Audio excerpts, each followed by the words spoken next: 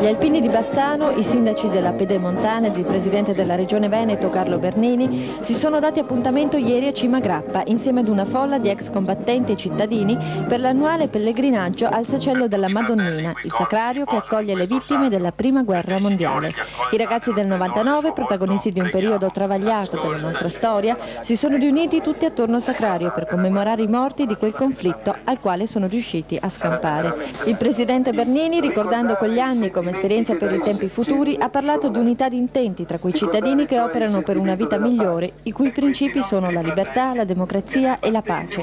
Numerosi sacerdoti che hanno celebrato la messa, tra questi il vescovo di Udine che ha disegnato il Grappa come scrigno di valori antichi e moderni, in primo luogo l'amore, unica guerra che meriti di essere combattuta. E proprio in nome di questo sentimento, con la speranza che accompagni le generazioni future, il prossimo anno, per celebrare il 70° anniversario della fine della Grande Guerra, una fiaccola, simbolo di pace, partirà da Roma per giungere qui a Cima Grappa.